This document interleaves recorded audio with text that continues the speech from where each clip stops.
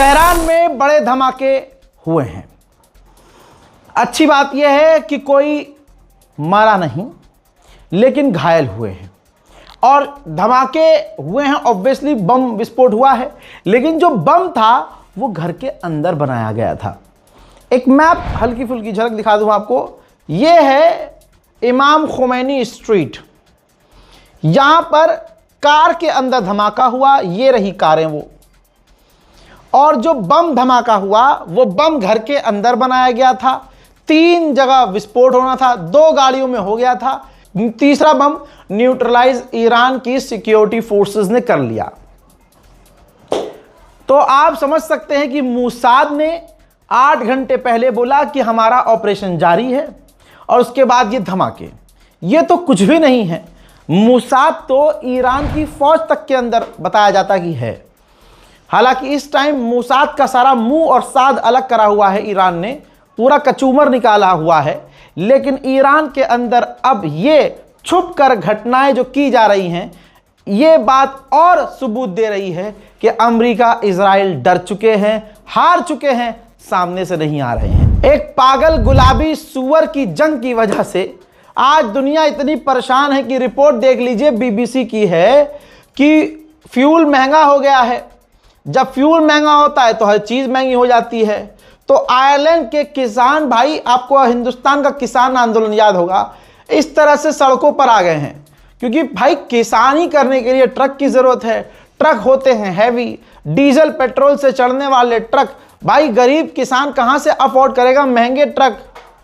इसके साथ आयरलैंड के साथ साथ पूरे यूरोप में गैस महंगी, तेल महंगा, डीजल महंगा, सब कुछ महंगा। तो आयरलैंड में खतरनाक किसान प्रोटेस्ट पर आ गए हैं, सड़कों पर प्रदर्शन चल रहा है। पाकिस्तान को पता नहीं क्यों मीडिएशन के लिए चुना गया।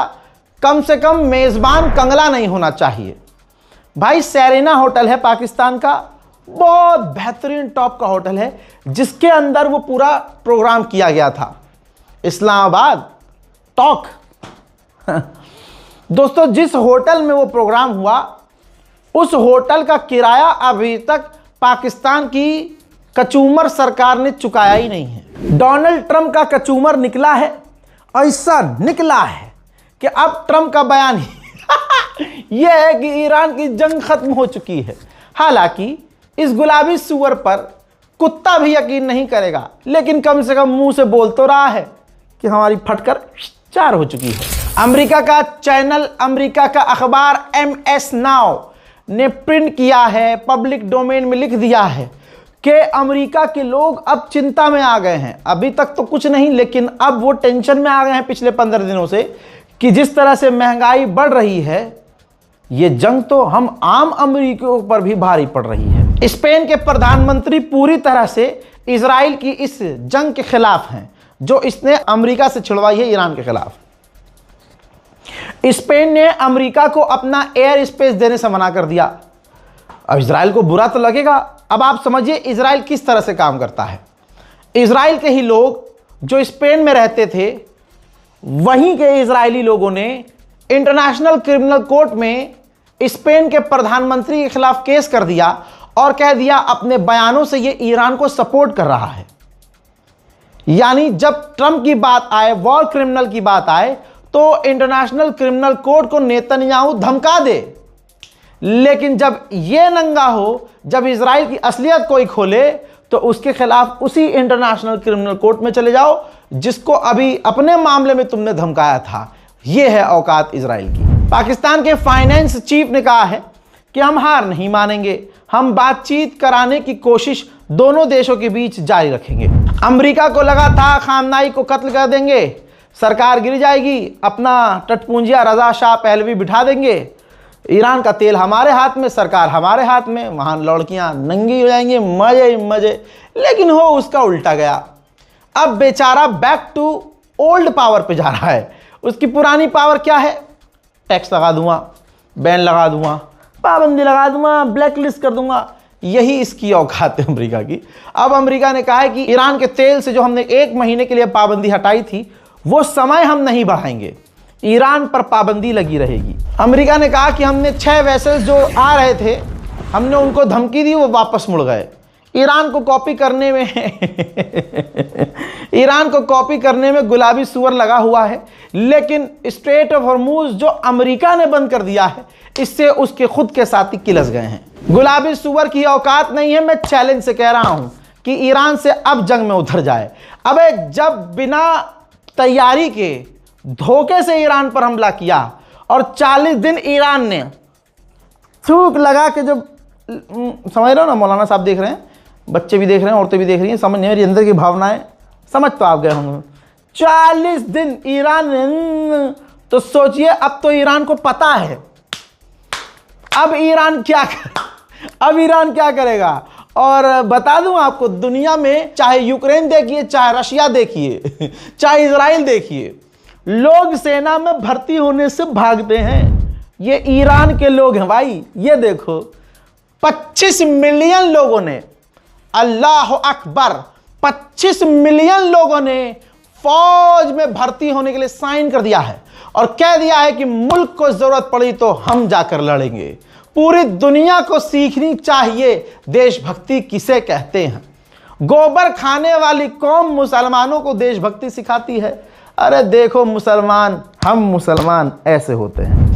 मेरे दोस्तों, डोनाल्ड ट्रंप को बचाने के लिए जो भी आगे आया वो जलील हो गया। एक इंसिडेंट बता रहा हूं। जेडी वेंस, अमेरिका का उपराष्ट्रपति, इंटरव्यू दे रहा था, सामने ऑडियंस है। कहता है ये मेरे लिए काफी डिस्टर्बिंग है कि डोनाल्ड ट्रंप के ऊपर कैथोलिक चर्च के जो पादरी हैं उन्होंने हमला कर दिया, बयानबाजी कर रहे हैं और उनके खिलाफ कह, ये मेरे लिए काफी पेनफुल है। जो ईश्वर है उन कैथोलिक जिनको ताना मार रहा था, उन पादरियों को कभी नहीं बख्शेंगे जो हथियार उठा रहे हैं। यानी मुंह से जवाब दे देना, इसके लिए हथियार हो गया। अच्छा, जो सामने नीचे ऑडियंस बैठी थी ना, उनमें से किसी ने मुंह पर चप्पल मार दी, इसके कह दिया कि ईश्वर तो जेनोसाइडर्स को भी सपोर्ट नहीं करता, नरसंहार करने वालों को भी। तो भाई जेडी वेंस का मुंह उतर गया, तुरंत पलट के कहा मैं भी सपोर्ट नहीं करता जेनोसाइड को, और ऑडियंस नीचे हंसने लगी। जेडी वेंस का मुंह ऐसा हो गया, छोटा सा। फ्रांस टक्कर नहीं लेता भाई ईरान से।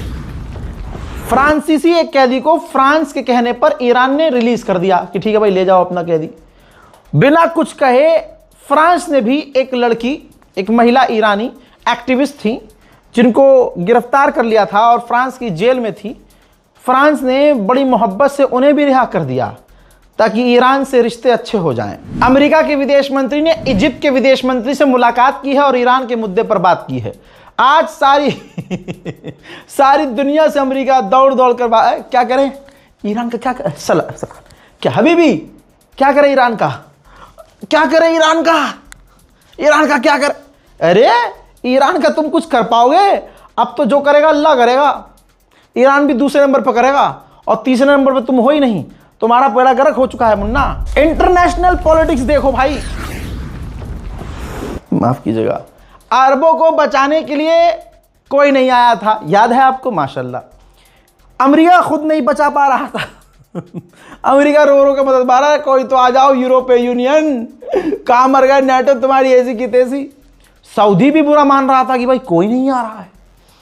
सऊदी का भी मुंह बिगड़ गया, पूरा अरब किलस गया।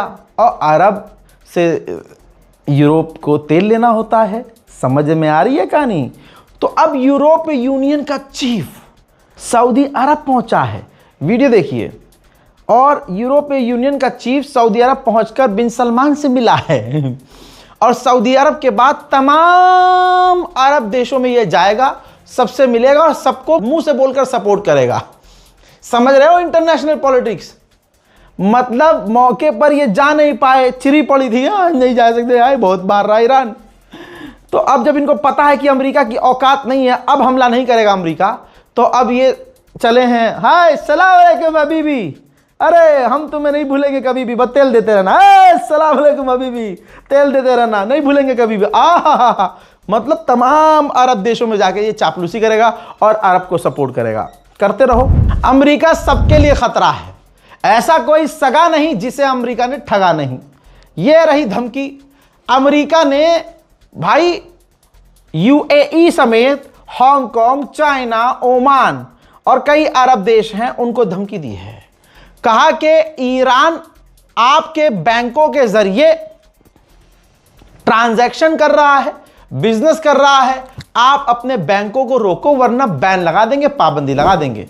इजराइल का एम्बेसडर है अमेरिका में, उसने कहा कि लेबनान से बातचीत अच्छी रही है। लेबनान और इजराइल एक ही तरफ हैं, दोनों चाहते हैं कि लेबनान की ज़मीन को हिजबुल्लाह से आज़ाद कराया जाए। लेकिन कमाल की बात है कि बातचीत सब हो रही है, यह आके कह रहा है कि बात बहुत अच्छी हुई है, लेकिन इजराइल पीछे से लेबनान पर लगातार बमबारी करता गया है। इजराइल के सेटलर्स, इजराइल के लोग अरबों को पहचानते हैं बढ़िया से, ये जो आज बड़े बड़े नेता हैं। इसने कहा, इजराइल के सेटलर्स ने, कि अपने हाथों से हमें मस्जिद अल-अक्सा तोड़ने की ज़रूरत नहीं है, हम अरबों को इतना मजबूर करेंगे कि वो अपने हाथों से बैतुल मुक़द्दस तोड़ देंगे। मोहतरम हज़रात, पूरी रात लाइव अपडेट दिया है, जैसे जैसे खबर आती रही वैसे वैसे मैं आपको बताता रहा। अब एक ज़रूरी ऐलान है आपके लिए, बहुत ख़ास है दोस्तों। आज है 15 अप्रैल, जयपुर करबला मैदान में एक ऐतिहासिक प्रोग्राम है, ताज़ियती इजलास आम बराए इत्तेहादे उम्मत। अब आपके सीनों में उम्मत की मोहब्बत है, और अगर ईरान के लिए मोहब्बत है, ऑब्वियसली होगी, तो ईरान के शहीद आयतुल्लाह सैयद अली खामनाई के जो इंडिया के रिप्रेजेंटेटिव आयतुल्लाह डॉक्टर अब्दुल मजीद हकीम इलाही साहब, ये वहाँ मेहमान खुसूसी हैं आज, और इनके अलावा कई अहम लोग वहाँ होंगे। मेहरबानी करके आप लोग वहाँ पहुँचिएगा, क्योंकि हम ईरान तो नहीं जा सकते, लेकिन हम ये दिखा सकते हैं कि हमारा मुल्क, हमारा वतन, हमारे लोग और हम ईरान के साथ हैं। इतना तो कर सकते हैं। बड़ी बड़ी लल्लो चलाने से बेहतर ये है कुछ कर लिया जाए। कोई तलवार गोली बंदूक तो नहीं चलानी, सिर्फ करबला जाना है तो जयपुर वाले कम से कम पहुंचे। मैं नहीं आ पाऊंगा, मैं माजरत चाहता हूं, लेकिन इंशाल्लाह किसी न किसी प्रोग्राम में ज़रूर पहुंचूंगा। लेकिन इस प्रोग्राम में मैं नहीं आ रहा हूं, लेकिन मुझे ये हुक्म मिला है कि मैं आप लोगों को इत्तला कर दूं, क्योंकि टाइम बहुत कम है, तो मैंने आपको बता दिया है, ज़रूर जाइएगा। बाकी पूरे हिंदुस्तान में ये देखिए बेहतरीन ईरान का समर्थन किया जा रहा है। जलालपुर अंबेडकर नगर में एक बेहतरीन प्रोग्राम किया गया ईरान के सुप्रीम लीडर शहीद आयतुल्लाह सैयद अली खामनाई के लिए। आज जलालपुर अंबेडकर नगर के लोगों ने, उत्तर प्रदेश के लोगों ने यह दिखा दिया है कि हर तरह से वो अपने सुप्रीम लीडर के साथ हैं। मोहतरम हजरात, पूरे जोश व खरोश के साथ जलालपुर अंबेडकर नगर के लोगों ने बेहतरीन प्रोग्राम किया, शांतिपूर्वक किया, और ईरान तक अपनी आवाज़ पहुंचाई कि हम भारतवासी पूरी तरह से ईरान के साथ हैं और जालिम के खिलाफ। मोहतरम हजरात, इस रिपोर्ट को मेहरबानी करके शेयर कीजिएगा, और पूरी रात जो मेहनत की है जाकर ज़रूर देखिएगा। मैं हूं रज़ा और आप देख रहे थे रज़ा ग्राफी अनस्क्रिप्टेड। जय हिंद।